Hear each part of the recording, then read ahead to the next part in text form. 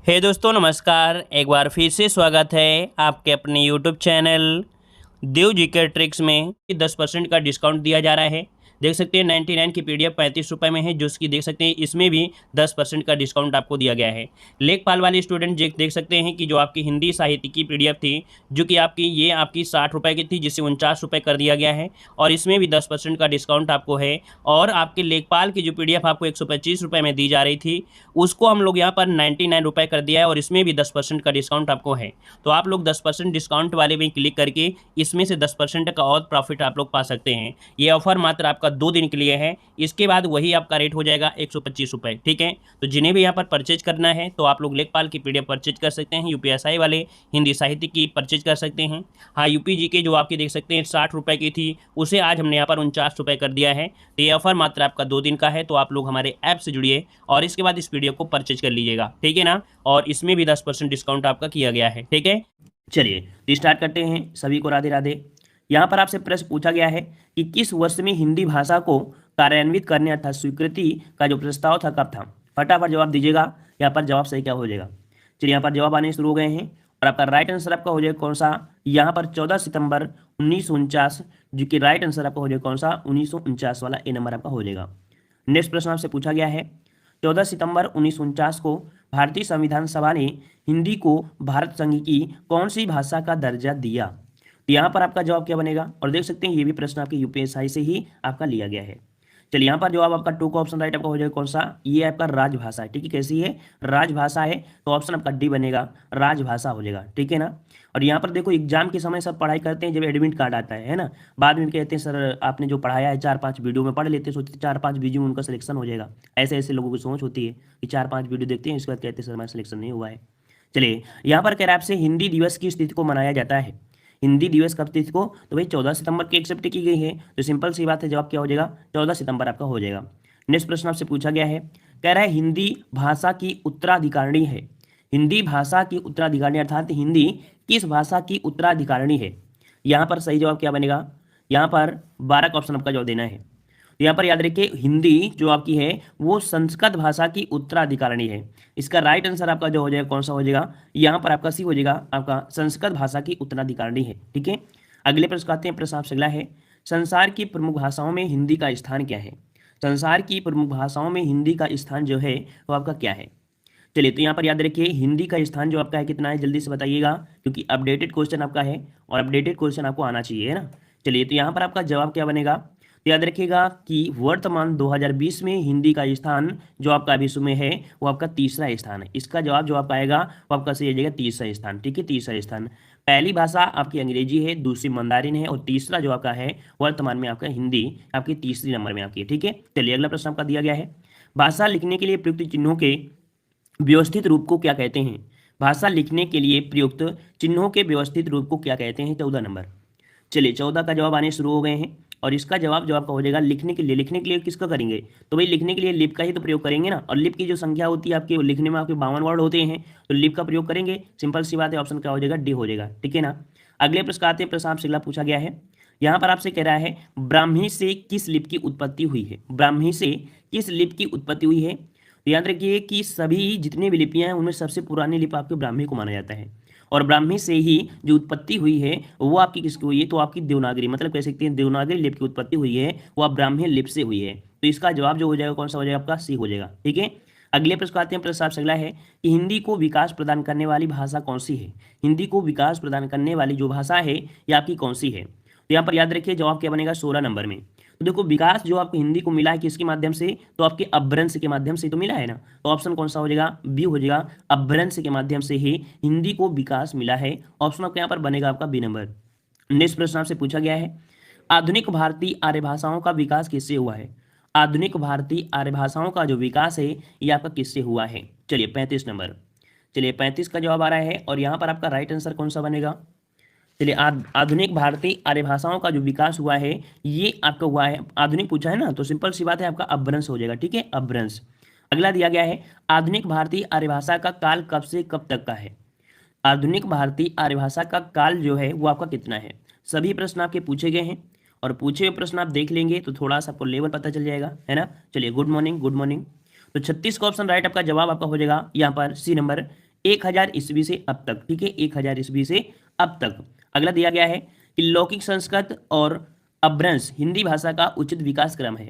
यहाँ पर रिक्त स्थान आपको भरना है, खाली स्थान आपको भरना है 37 वाले में। तो देखो क्या है, लौकिक संस्कृत और इसके बाद अगर यहाँ पर भर दिया जाए, कौन सा भर दिया जाए भाई, कि लौकिक संस्कृत, पाली और प्राकृत, यहाँ पर अगर ये भर दिया जाए 37 वाले में डी वाला भर दिया जाए तो आपका क्लियर हो जाएगा कि लौकिक संस्कृत पाली से और प्राकृत अपभ्रंश हिंदी का उचित विकास क्रम है। यहाँ पर आपका डी नंबर हो जाएगा।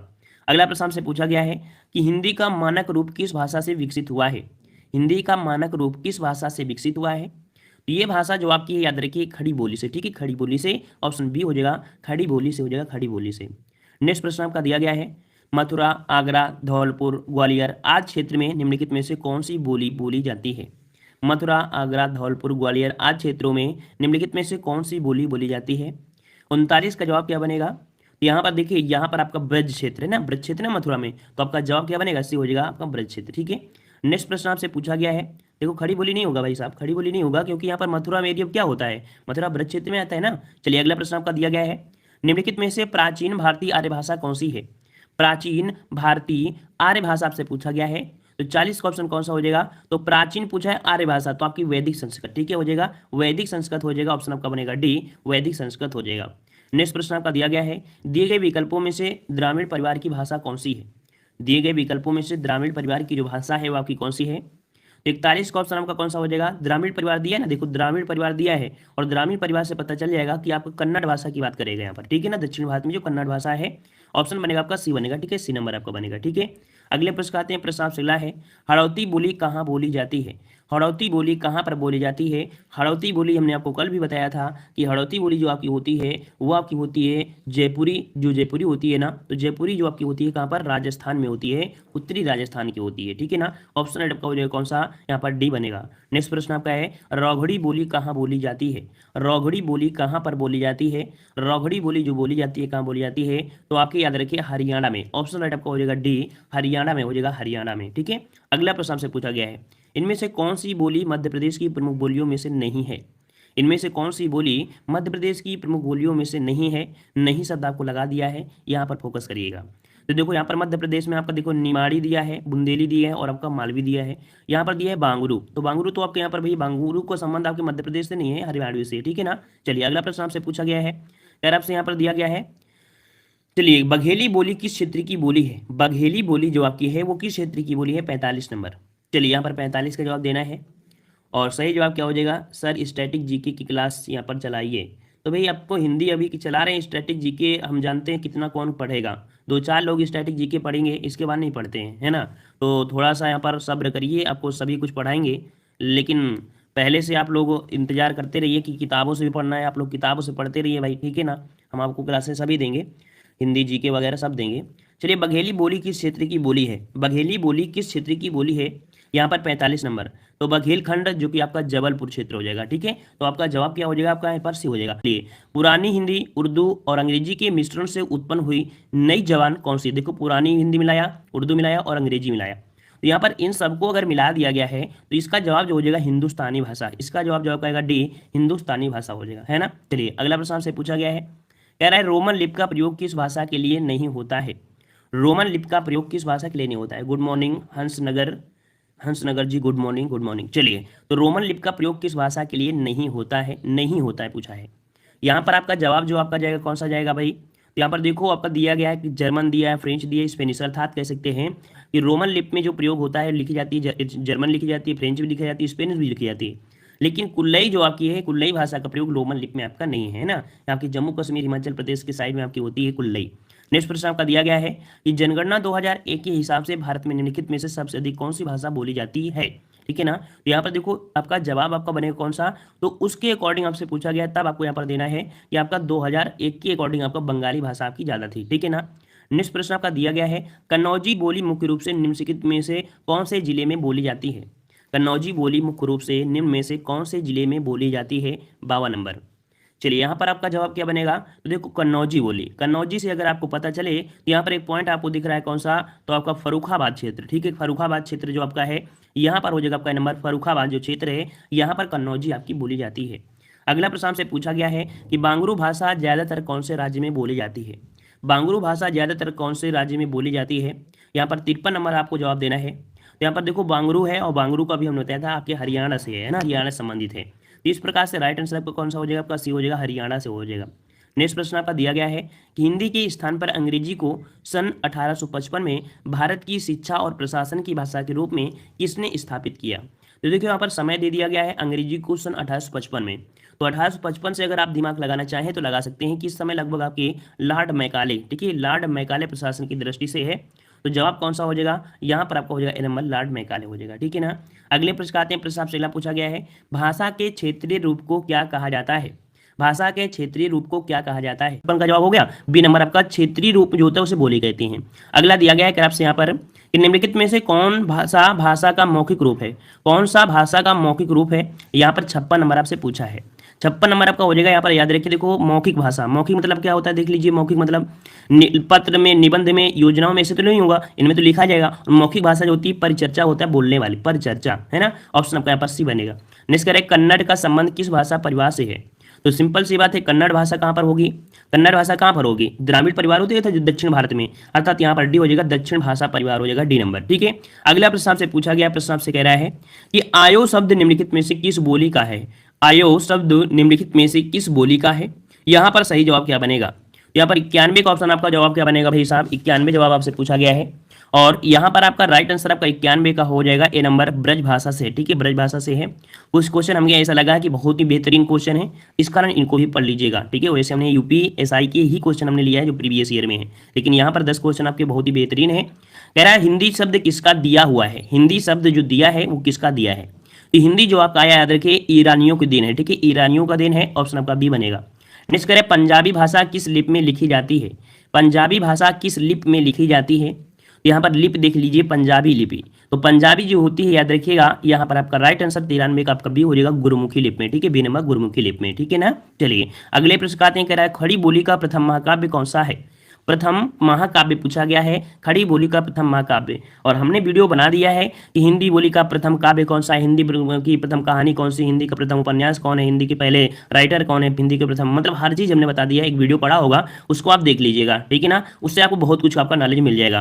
कह रहे खड़ी बोली का प्रथम महाकाव्य जो आपका है वो आपका कौन सा है? यहाँ पर आपका हो जाएगा परिप्रवास, ठीक है, अवधेश सिंह उपाध्याय आपका परिप्रवास, ऑप्शन आपका बनेगा आपका सी नंबर। नेक्स्ट कह रहा है इनमें से बिहारी हिंदी का रूप नहीं है। इनमें से बिहारी हिंदी का रूप नहीं है कौन सा?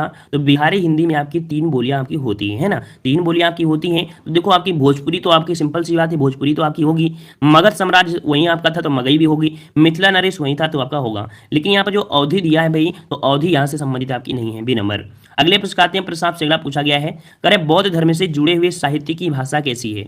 बौद्ध धर्म से जुड़े हुए साहित्य की भाषा जो आपकी है कैसी है? मतलब बौद्ध धर्म के समय जो भी ग्रंथ लिखे गए हैं, जो भी उपदेश भी हैं, ये सभी जो आपके दिए गए हैं वो आपकी पाली भाषा में ही दिए गए हैं। तो जवाब क्या हो जाएगा? यहाँ पर 96 का ऑप्शन आपका बनेगा डी, यहाँ पर पाली हो जाएगा। नेक्स्ट प्रश्न आपका दिया है, हरियाणवी या बांगरू बोली किस अपभ्रंश से विकसित हुई है?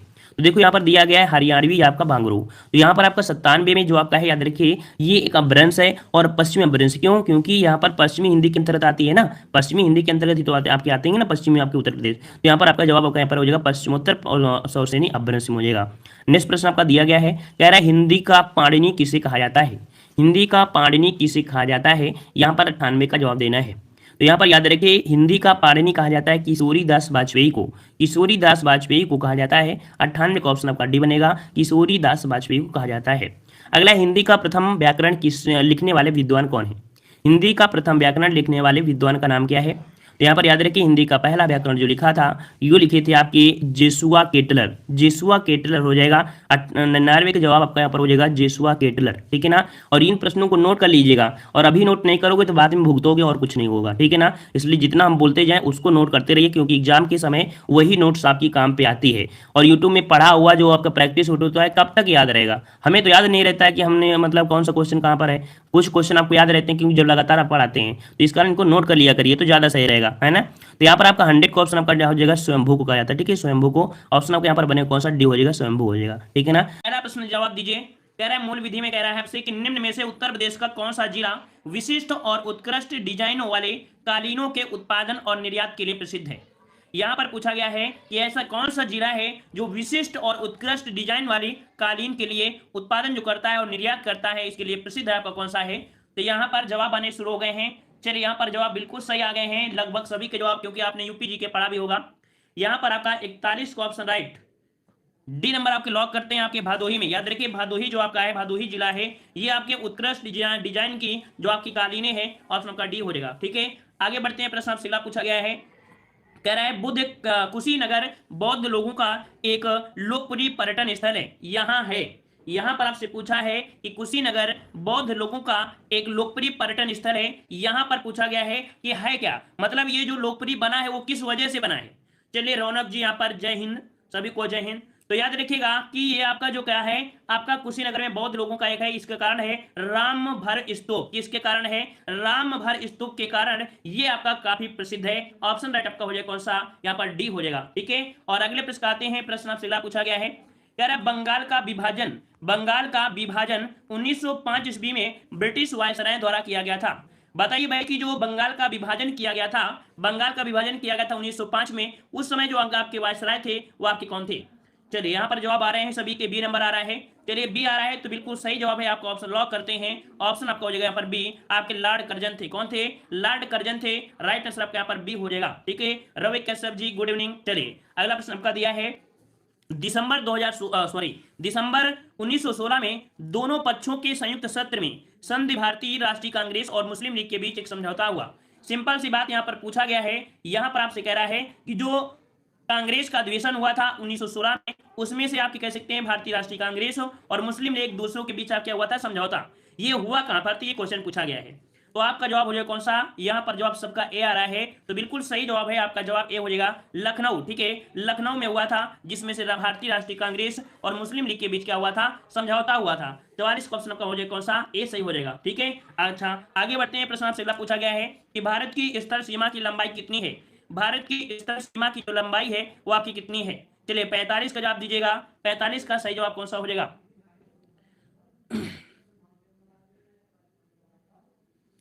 तुम्हें पढ़ने को नहीं पता तो क्यों पढ़ते हो, तो भैया जय हो गुरु जी आपकी, क्या उन्हें आप।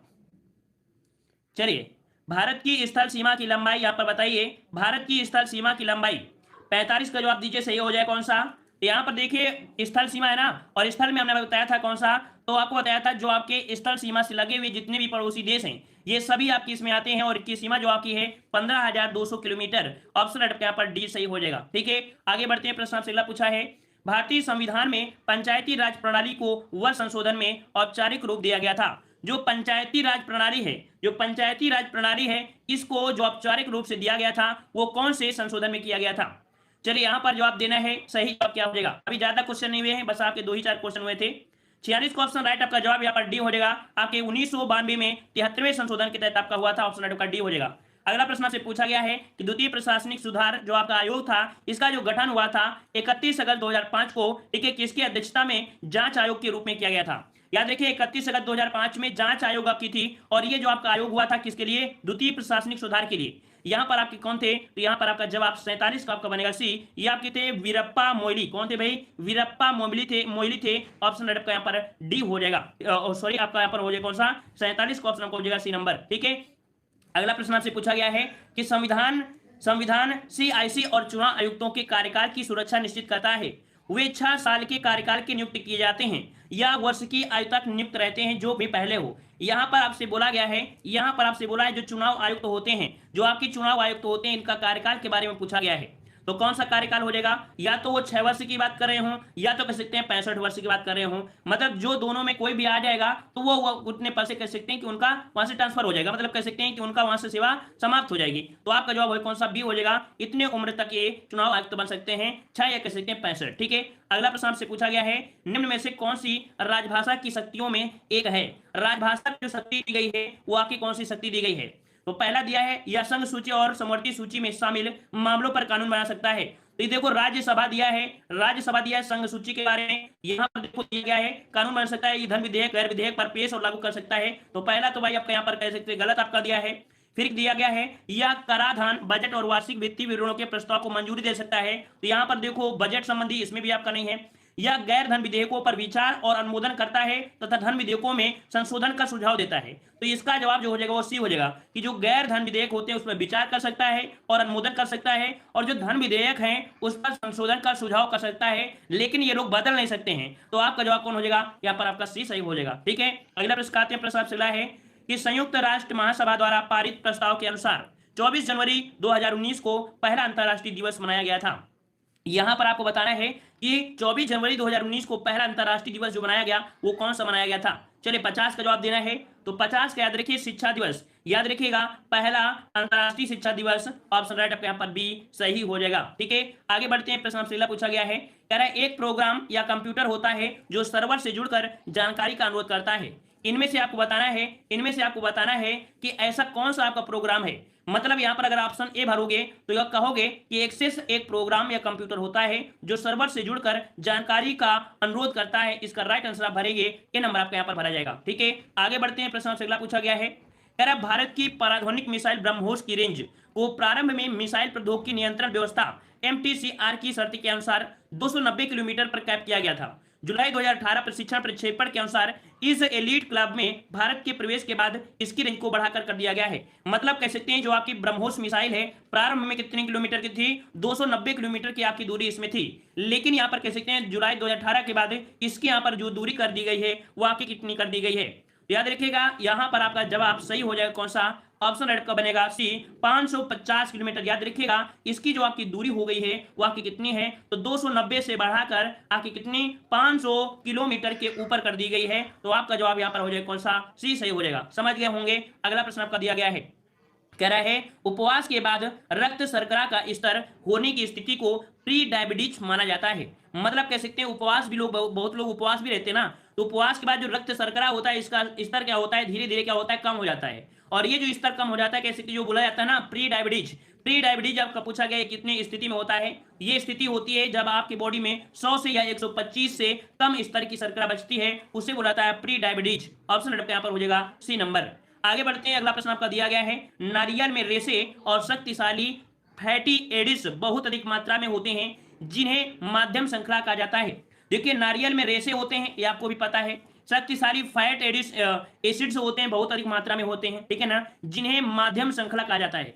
तो यहां पर कह सकते हैं कि खाली स्थान में अगर हम भर दें यहां पर कौन सा, ऑप्शन डी को भर दें, तो ये आपका क्लियर हो जाएगा कि जो आपका नारियल होता है रेशे और शक्तिशाली फैटी एसिड बहुत अधिक मात्रा में होते हैं जिन्हें माध्यम श्रृंखला ट्राइग्लिसराइड्स कहते हैं। क्या बोलते हैं, ट्राइग्लिसराइड्स कहते हैं। इसका राइट आंसर आपका हो जाएगा डी नंबर। ठीक है, और याद रखिए आपके एग्जाम में जीएस थोड़ा सा टफ ही आती है, आपने पेपर दिया होगा पिछली बार तो आप लोग जानते भी होंगे, नहीं जानते हैं तो मेहनत करना शुरू कर दीजिएगा। ठीक है ना, चलिए वह नदी कौन सी है जिसका उद्गम भारत में नहीं है, वह बताइए नदी कौन सी है जिसका उद्गम भारत में नहीं है, भारत में नहीं है। यहां पर जवाब दीजिए, चिनाब, ब्यास, सतलज या रावी, कौन सा जवाब हो जाएगा, सही जवाब देना है।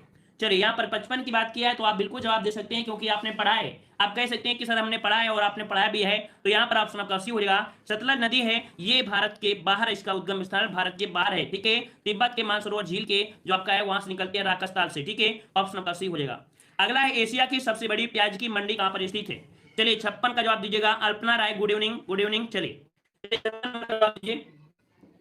आप लोग भी जवाब दीजिए भाई, आप लोग जवाब दीजिए 56 का जवाब किसका सही आ रहा है। चलिए 56 नंबर में जवाब किसी का आ रहा है, चलिए हम ही जवाब देते हैं क्योंकि आप लोग यहाँ पर स्टॉप लिए हो। चलिए 56 का ऑप्शन राइट आपका जवाब हो जाएगा। ऑप्शन राइट आपका 56 का जवाब बनेगा ए नंबर। ये है लसाल गांव। कौन सा है, लसाल गांव है। लसाल गांव पड़ता कहां पर है, आपके महाराष्ट्र में है, महाराष्ट्र में है, जहां पर डेली कम से कम 100 ट्रक प्याज आता है। याद रखिए 100 ट्रक प्याज आता है। तो यहां पर आपका जवाब कौन सा हो जाएगा, यहां पर आपका ए सही हो जाएगा। ठीक है, आगे बढ़ते हैं। अगला प्रश्न आपका दिया है, उत्तर प्रदेश की प्रथम महिला मुख्यमंत्री कौन थी। 57 का ऑप्शन देना है, राइट आपका कौन सा हो जाएगा, यहां पर जवाब देना है। चलिए 57 का जवाब तो बिल्कुल सभी को आना चाहिए क्योंकि बिल्कुल इजी है। यहां पर देख सकते हैं ऑप्शन बी बिल्कुल आ रहा है। यहां पर आपका हो जाएगा उत्तर प्रदेश की प्रथम महिला मुख्यमंत्री थी सुचेता कृपलानी। कौन थी, सुचेता कृपलानी थी। वहीं पर अगर बात करें कि आपकी विजय लक्ष्मी पंडित कौन थी, तो विजय लक्ष्मी पंडित थी यूएन की प्रथम भारतीय महिला राजदूत थी जो आपकी विजय लक्ष्मी पंडित थी। मायावती को तो आपको पता है उत्तर प्रदेश की दूसरी महिला मुख्यमंत्री थी। ठीक है, आगे बढ़ते हैं। अगला प्रश्न आपसे पूछा गया है, कह रहा है दो व्यक्तियों के वार्तालाप में आवाज का डेसिबल क्या होता है। दो व्यक्ति अगर आपके खड़े हैं, दो व्यक्ति यहां पर आपके खड़े हैं, अगर इनसे बोला जाए कि बताइए इन दोनों के जो बीच में बातें करते हैं तो इनके दोनों के बीच बातें करने में जो आपका डेसिबल आपका शोर होता है वो कितना होता है। यहाँ पर आपका 58 का ऑप्शन आपका हो जाएगा सी। याद रखिए 30 डेसिबल कितना होता है, 30 डेसिबल होता है। राइट आंसर आपका यहाँ पर सी हो जाएगा, 30 डेसिबल आपका होता है। आगे बढ़ते हैं, प्रश्न आपसे अगला पूछा है 1 लीटर पानी में कितनी कैलोरी होती है। 1 लीटर पानी में कितनी कैलोरी होती है, यहाँ पर सही जवाब कौन सा हो जाएगा। चलिए 1 लीटर पानी में पूछा है, यहाँ पर 59 का ऑप्शन, चलिए 59 का जवाब देगा कोई, यहाँ पर 59 का जवाब कोई देगा जो बता सके इसका जवाब हो जाएगा। तो यहाँ पर सी आ रहा है, सी आ रहा है, तो बिल्कुल सही जवाब है कि 1 लीटर पानी में या 100 लीटर पानी में याद रखिएगा कि कोई भी कैलोरी आपकी नहीं होती है। ऑप्शन यहाँ पर सी सही हो जाएगा। ठीक है, आगे बढ़ते हैं, प्रश्न आपसे अगला पूछा गया है कह रहा आपसे कि खाद्यान्नों का न्यूनतम समर्थन मूल्य प्रति वर्ष कौन घोषित करता है। खाद्यान्नों का न्यूनतम समर्थन मूल्य प्रति वर्ष कौन घोषित करता है। और आप देख सकते हैं कि किसान आंदोलन भी चल रहा है, कहीं ना कहीं यही कारण है, इसी कारण की वजह से यहाँ पर न्यूनतम समर्थन मूल्य की वजह से यहाँ पर आंदोलन भी चल रहा है। क्योंकि मार्केट में जो गेहूं सरकार तय करती थी 19 रुपया किलो में, आज वही 19 रुपए में नहीं बिक रहा है, वो बिक रहा है 16 रुपए में। जो व्यापारी है वो मनमानी कर रहे हैं, अपने अनुसार खरीद रहे हैं, 16 रुपए में खरीद रहे हैं, 17 रुपए में खरीद रहे हैं, 12 रुपए में खरीद रहे हैं, है ना। लेकिन सरकार यही पाई आपको निर्धारित कर देती है कि नहीं 19 रुपए के नीचे कोई नहीं खरीद सकता। लेकिन सरकार ने ये जो चीज थी इसको खत्म करने का निर्णय ले लिया था, यही कारण है कि आंदोलन हो रहा है। ठीक है, तो यहाँ पर आपका जवाब कौन सा हो जाएगा, यहाँ पर 60 का ऑप्शन राइट आपका हो जाएगा कौन सा सी। यहाँ पर कृषि लागत एवं मूल्य आयोग के द्वारा यहाँ पर घोषित किया जाता है प्रतिवर्ष। ठीक है, आगे बढ़ते हैं, प्रश्न से अगला पूछा है, यहाँ पर आपसे कह रहा है ब्रिक्स बैंक का मुख्यालय कहां है। ब्रिक्स बैंक का मुख्यालय पूछा है, और ब्रिक्स आपके 5 उभरती हुई अर्थव्यवस्थाएं हैं जो कि कह सकते हैं न्यू डेवलपमेंट बैंक, मतलब यहां पर कह सकते हैं कि आपका जवाब हो जाएगा संघाई। इसका जो मुख्यालय कहां पर है, तो आपकी संघाई में है। और याद रखिएगा कि यहां पर इन देश में जो आपके अंशधारिता है वो आपकी लगभग समान है। ठीक है, लगभग समान है। यहां पर आगे बढ़ते हैं, प्रश्न आपसे अगला पूछा गया है कि विश्व पर्यावरण दिवस कब मनाया जाता है। विश्व पर्यावरण दिवस कब मनाते हैं, विश्व पर्यावरण दिवस कब मनाते हैं। तो यहाँ पर याद रखिएगा आपका जवाब क्या हो जाएगा, लॉक करते हैं 5 जून को, जो कि जवाब आ चुका है ऑप्शन सी। यहाँ पर 5 जून को प्रत्येक वर्ष पर्यावरण सुरक्षा की जागरूकता के लिए, फैलाने के लिए यहाँ पर कह सकते हैं कि जो मनाया जाता है विश्व पर्यावरण दिवस। ऑप्शन यहाँ पर सी सही हो जाएगा। ठीक है, आगे बढ़ते हैं, प्रश्न आपसे अगला पूछा गया है। अच्छा, एक क्वेश्चन होता है 2019 में जो आपका पूछा गया था पर्यावरण का विषय क्या रहा था, एयर पोल्यूशन था, एयर पोल्यूशन। ठीक है, आगे बढ़ते हैं, प्रश्न आपसे अगला है चुनाव आचार संहिता के अनुसार चुनाव के समय किसका निषेध है। मतलब जब भी चुनाव आता है तो चुनाव आने के समय आपको पता है कि चुनाव आचार संहिता लगा दी जाती है ना, आचार संहिता लगा दी जाती है। और आचार संहिता में याद रखिएगा कि आप घृणाजनक भाषण, पुतला जलाना, प्रचार के लिए सरकारी मशीनरी का उपयोग, ये निषेध है, ऐसा प्रयोग आप नहीं कर सकते हैं। वहीं पर दिया है कि निर्वाचन अधिकारियों के स्थानांतरण नहीं हो सकता है। कुल मिला के आपका जवाब हो जाएगा डी, उपयुक्त सभी, ये सभी चीजें आप आचार संहिता के समय नहीं कर सकते हैं। आगे बढ़ते हैं, प्रश्न आपसे अगला है भारतीय खाद्य निगम की स्थापना कब हुई थी। भारतीय खाद्य निगम की स्थापना कब हुई थी, यहाँ पर जवाब देना है। चलिए, यहाँ पर आपके फिरोज राठौर जी, गुड इवनिंग। चलिए, भारतीय खाद्य निगम की स्थापना कब हुई थी, याद रखिए, आपको डेट याद रखना है, 14 जनवरी। कब हुई थी, 14 जनवरी 1965 को, 14 जनवरी 1965 को भारतीय खाद्य निगम की स्थापना हुई थी। 64 का ऑप्शन राइट आपका जवाब हो जाएगा कौन सा, यहाँ पर आपका 20 सही हो जाएगा। ठीक है, 20 सही हो जाएगा। ठीक है ना, और इसका मुख्यालय कहाँ पर है, इसका मुख्यालय आपके कहाँ पर है, चेन्नई। चेन्नई कहाँ पर है, तो आपके तमिलनाडु में है। कहाँ पर है आपके, तो तमिलनाडु में है, याद रखिएगा। ठीक है, आगे बढ़ते हैं, प्रश्न से पूछा गया है कि जिस दिन भगत सिंह को फांसी दी गई वह शहीद दिवस है, और शहीद दिवस प्रत्येक वर्ष कब मनाते हैं। चलिए, 65 का ऑप्शन देना है, 65 का जवाब कौन हो जाएगा। चलिए, 65 का यहाँ पर जवाब आया भारतीय राजपूत का ए नंबर। चलिए, तो यहाँ पर देखते हैं क्या जवाब बिल्कुल सही है। और भी कोई है जो इसका जवाब बताने वाला है, और भी कोई है जो जवाब देने वाला है। ए नंबर सबका आ रहा है, किसी का से भी आया, किसी का भी आया है। चलिए, तो देख लेते हैं। याद रखिए, भगत सिंह को जो फांसी दी गई थी, वो दी गई थी 23 मार्च। कब दी गई थी, 23 मार्च 1931 को। 23 मार्च 1931 को शहीद को, यहाँ पर भगत सिंह को, सुखदेव को और राजगुरु को फांसी दी गई थी। ठीक है, आगे बढ़ते हैं, प्रश्न से अगला पूछा गया है कि भारत में कितने शहरों की आबादी 10 लाख से अधिक है। देखो, यहाँ पर भारत में पूछा है, उत्तर प्रदेश की नहीं पूछा है, भारत में पूछा है। तो याद रखिए, भारत में 10 लाख से ज्यादा की जो आपकी आबादी है वो वाले शहर पूछा है। और ये जो आपकी जनगणना है 2011 के अनुसार ये आपको बताई जा रही है। ठीक है, ये आपकी 53, ऑप्शन आपका हो जाएगा कौन सा, बी हो जाएगा 53। वहीं पर अगर बात करें यूपी में 10 लाख से ज्यादा जो आपके हैं वो आपके 7 शहर हैं यूपी में जहां 10 लाख से ज्यादा की आबादी आती है। ठीक है, आगे बढ़ते हैं, प्रश्न से अगला पूछा गया है कि भारत के किस राज्य में प्रति व्यक्ति मदिरा सेवन सर्वाधिक है। प्रति व्यक्ति मदिरा सेवन, जो नशेड़ी लोग आपके हैं, है ना, नशा करते हैं, इनका प्रति व्यक्ति के हिसाब से जो सेवन करते हैं वो सर्वाधिक कौन करते हैं। चलिए, तो यहाँ पर याद रखिए, जैसे आपका गोवा, आंध्र प्रदेश, केरल, कर्नाटक आदि, ये अधिक शराब सेवन करने वाले आपके राज्य हैं। यहाँ पर जो आपका ऑप्शन है आपको कौन हो जाएगा, केरल हो जाएगा। देखिए क्रम की अगर बात करें तो आपको बता दें गोवा है ना, गोवा में भी बहुत सारा पीते हैं, और आपके आंध्र प्रदेश में अंधेरी है, तो आंध्र प्रदेश में भी आपके हैं, केरल में है, कर्नाटक में है, ठीक है। तो यहाँ पर आपका जवाब कौन हो जाएगा, सी हो जाएगा। केरल में प्रति व्यक्ति देखा जाए तो मदिरा पीने वाले हैं वो आपके कितना सेवन करते हैं, 8.3 लीटर प्रति व्यक्ति के हिसाब से, 8.3 लीटर की दृष्टि से, मतलब एक व्यक्ति जो करता है 8.3 लीटर का सेवन कर सकता है, ठीक है। आगे बढ़ते हैं कि हवा में निम्नलिखित में से कौन सी गैस प्रधान रूप से विद्यमान है। बताइए भाई, हवा में जो आपकी गैस है वो आपकी कौन सी है, सिंपल सा है, यहां पर आपको जवाब देना है। चलिए, यूपी वाले बहुत सीधे हैं, इसलिए यूपी में इतना ज्यादा दारू नहीं पीते हैं, यूपी में इतना पैसा नहीं है तो वह क्या करें। चलिए, तो यहां पर कह रहा आपसे सब पैसा तो नेता लोगों के पास है।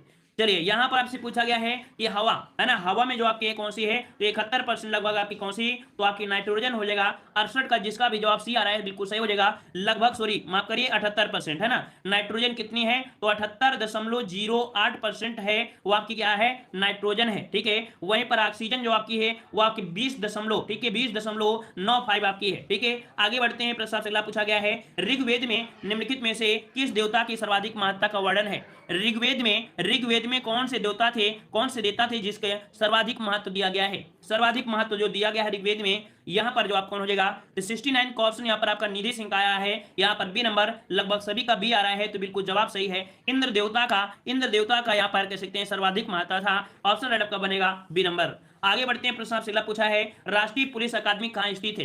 राष्ट्रीय पुलिस अकादमी कहां पर स्थित है। स्टैटिक जीके पढ़ने के लिए रात 10 बजे आप लोग आ सकते हैं। रात 10 बजे नोटिफिकेशन नहीं जाता है, लेकिन आप लोग टाइम से आ जाए करिए रात 10 बजे, ठीक है। अगला प्रश्न आपका दिया है, राष्ट्रीय पुलिस अकादमी कहां पर है, तो 70 का ऑप्शन आपका जवाब कौन सा बनेगा। याद रखिए, यह है सरदार वल्लभ भाई पटेल राष्ट्रीय पुलिस अकादमी, जो कि आपके कहां पर, तो आपके ऑप्शन आपका हो जाएगा कौन सा, ए हो जाएगा या कौन सा, तो यहाँ पर 70 का ऑप्शन आपका ए हो जाएगा। कहां पर आपके है, तो आपके हैदराबाद में है। नाम क्या है, नाम है सरदार वल्लभ भाई पटेल राष्ट्रीय पुलिस अकादमी, ठीक है, जो कि भारतीय पुलिस सेवा के अधिकारियों के प्रशिक्षण के लिए भारतीय राष्ट्रीय संस्थान है, ठीक है। आगे बढ़ते हैं, अच्छा कभी क्वेश्चन ये भी पूछ सकता है कि इसकी स्थापना कब हुई थी, पूछ सकता है कि इसकी स्थापना कब हुई थी, तो याद रखिए बताइएगा कि 15 सितंबर, कब, 15 सितंबर 1948 को इसकी स्थापना की गई थी।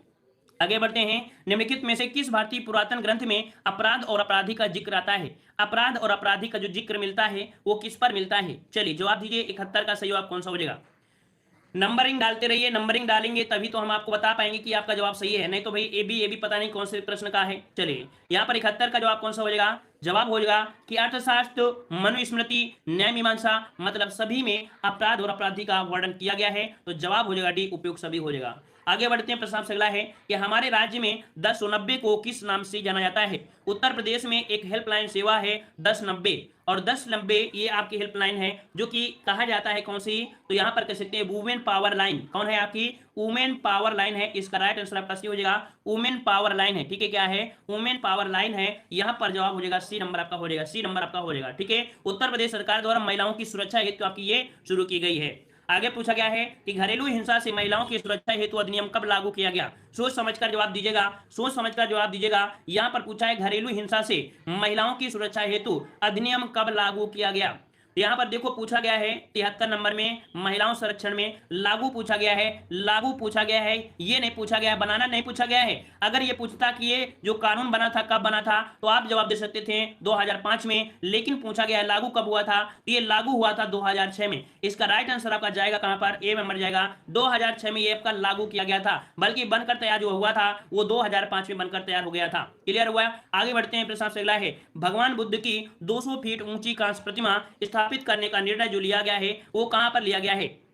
और ये प्रश्न आप हमेशा से पढ़ते आ रहे हैं, और आप जानते भी होंगे कि आपके अखिलेश यादव की सरकार में ये निर्णय लिया गया था कि विश्व में सबसे ऊंची लगभग 200 फीट की भगवान बुद्ध की कांस्य प्रतिमा स्थापित करेंगे, ठीक है ना। ये जो आपका है कुशीनगर में है, आपका जवाब हो जाएगा कौन सा, ऑप्शन ए हो जाएगा, कुशीनगर हो जाएगा, जवाब यहाँ पर आपका ए हो जाएगा। आगे क्वेश्चन पूछा गया है, कह रहा है आपसे यहाँ पर कि दंड प्रक्रिया संहिता निम्न धाराओं में से किन में से सत्र न्यायालय के समक्ष विचारक की प्रक्रिया का प्रावधान किया गया है। याद रखिएगा, जो आपकी दंड प्रक्रिया संहिता की निम्न धाराओं में से किन में से सत्र न्यायालय, ठीक है, सत्र न्यायालय के समक्ष विचार की प्रक्रिया का जो प्रावधान किया गया है कि आप सत्र न्यायालय के समान मतलब सामने विचार की प्रक्रिया रख सकते हैं, ये जो आपको प्रावधान है याद रखिएगा, ऑप्शन राइट आपका 75 का डी हो जाएगा। 225 से लेके 237 तक यहां पर प्रावधान किया गया है। याद रखिए, सत्र न्यायालय के समक्ष विचार की प्रक्रिया का प्रावधान किया गया है। आगे बढ़ते हैं, प्रश्न आपसे अगला है कि मुख्य न्यायिक मजिस्ट्रेट कारावास के दंड की सजा पारित कर सकता है। याद रखिएगा यहाँ पर जो आपके मुख्य न्यायिक मजिस्ट्रेट है वो कारावास के दंड की जो सजा पारित कर सकता है कितने वर्ष की, तो यहाँ पर याद रखिए आपका जवाब यहाँ पर 76 का जवाब क्या बनेगा, 76 का जवाब हो जाएगा ऑप्शन राइट आपका यहाँ पर आपका ए नंबर। 7 वर्ष से अनधिक के, मतलब 7 वर्ष से अनधिक कर सकते हैं, इसका जवाब कौन हो जाएगा, आपका जवाब हो जाएगा ए नंबर। 7 वर्ष से अनधिक मतलब 7 से ऊपर नहीं हो सकती है, 7 से ऊपर नहीं हो जाएगी। ये आपका दिया कौन सा, मुख्य न्यायिक मजिस्ट्रेट के द्वारा है, यहाँ पर निर्णय दिया गया है। अगला क्वेश्चन आपका दिया है, ये जो क्वेश्चन आपका दिया है ये आपराधिक कह रहा है अभ्यासिक अपराधियों के सदाचार के लिए प्रतिभूति दंड प्रक्रिया संहिता की निम्नलिखित में से किस धारा के अंतर्गत कार्य मजिस्ट्रेट के द्वारा ली जा सकती है। यहां पर देखो क्या दिया गया है, कार्यपालिका की जो आपकी कार्यपालक मजिस्ट्रेट के द्वारा ली जा सकती है जो आपके सदाचार हैं, है ना, अभ्यासिक अपराध से सदाचार के लिए है, जो प्रतिभूति है दंड प्रक्रिया संहिता है, इस किस धारा में है, तो यहाँ पर 77 का जवाब हो जाएगा ए नंबर, धारा 110 में है, धारा 110 में है। जवाब कुछ लोगों का आ चुका है, ए नंबर आपका जवाब हो जाएगा। अगला क्वेश्चन आपका दिया है जो कि बहुत ही प्यारा प्रश्न आपका है, कह रहा है 10 वर्ष की अवधि तक के कारावास का दंडादेश निम्नलिखित में से किसके द्वारा दिया जा सकता है। 10 वर्ष की अवधि तक मतलब याद रखिए कि 10 वर्ष से तक का वो कर सकते हैं, लेकिन 10 से 11 वर्ष नहीं कर सकते हैं। यहां पर कौन होते हैं, तो ये होते हैं सहायक सत्र न्यायाधीश। जो सहायक सत्र न्यायाधीश होते हैं वो 10 वर्ष से अधिक की सजा नहीं दे सकते हैं, वो 10 वर्ष से अधिक की सजा नहीं दे सकते हैं। याद रखिए वो मृत्युदंड, जो आपके आजीवन कारावास, ऐसे ये न्याय नहीं दे सकते हैं, मात्र 10 के नीचे ही दे सकते हैं। तो आपका जवाब यहाँ पर सी हो जाएगा, ठीक है, सहायक सत्र न्यायाधीश। अगला क्वेश्चन आपका दिया गया है, कह रहा है निम्नलिखित में से कौन दंड प्रक्रिया संहिता 1993 की 125 के अंतर्गत भरण पोषण प्राप्त करने का अधिकारी नहीं है। देखो यहां पर आपसे पूछा गया है, यहां पर पूछा भरण पोषण, मतलब कह सकते हैं कि अगर हम आपसे बोलें कि आपके जो माता पिता हैं, माता पिता जब आपके क्या होते हैं, बूढ़े हो जाते हैं, माता पिता अगर आपके बूढ़े हो जाते हैं तो बच्चे का कर्तव्य होता है, उनके पुत्र का कर्तव्य होता है कि पिता को भूखे नहीं रहना है, पिताजी को भूखे नहीं रहने देना है, इसके लिए उसको कितने भी मेहनत करनी पड़ी, ये बोला गया है। ये आपकी धारा जो आपकी है कौन सी, 125 के अंतर्गत। और इसमें से याद रखिएगा कि भरण पोषण का अधिकारी नहीं है। देखो ये आपके हैं और आपके तलाकशुदा ये हैं और आपके पिता, लेकिन सहोदर भाई, मतलब आपके अगर सहोदर भाई हैं वो अगर भूखे मर रहे हैं, है ना, तो वो उनकी कमी की वजह से होगा। तो आपकी जो सहोदर भाई हैं उन पर आपका नहीं है कि भाई उनको भी आप खिलाइए। आप याद रखिए यहां पर 2 पॉइंट दिया गया है, क्या, भरण पोषण, मतलब अर्धमज वयस्क संतान है उसको आप खाना खिलाइए, ठीक है, ये दिया गया है। और नहीं खिलाएंगे तो दिक्कत हो सकती है। पिता आपके जो काम नहीं कर सकते हैं उनको भी आप खाना खिला सकते हैं। तलाकशुदा पत्नी है वो अगर कोई काम नहीं कर सकती है उसको भी खाना, ये आपका कर्तव्य है, ठीक है। लेकिन भाई सहोदर भाई के लिए ऐसा कोई प्रावधान नहीं किया गया है कि वो भूखे मर रहे हैं उसके लिए आपको खाना देना ही पड़ेगा, ऐसा आपको यहां पर दंड नहीं दिया जाएगा। अगला क्वेश्चन आपका दिया है कि धारा 145 दंड प्रक्रिया संहिता के अधीन आदेश नियम के संबंध में दिया जा सकता है। मतलब धारा जो 145 है, धारा 145 है वो किस विषय में बोला गया है, तो धारा 145 है वो बोला गया है कि किसी भूमि या जल की जिसके अंतर्गत फसलें एवं भूमि की उपज या लाभ भी सम्मिलित हैं। इसका जवाब जो हो जाएगा वो आपका भी हो जाएगा, किसी भूमि या जल की जिसके अंतर्गत फसलें हो, भूमि की उपज हो या लाभ भी सम्मिलित हो सकता है, ये 145 दंड संहिता के तहत आपको बोला गया है। इसका राइट आंसर आपका यहाँ पर बी सही हो जाएगा। तो इस प्रकार से ये, तो चलते हैं यहाँ पर, मिलते हैं एक नए वीडियो के साथ।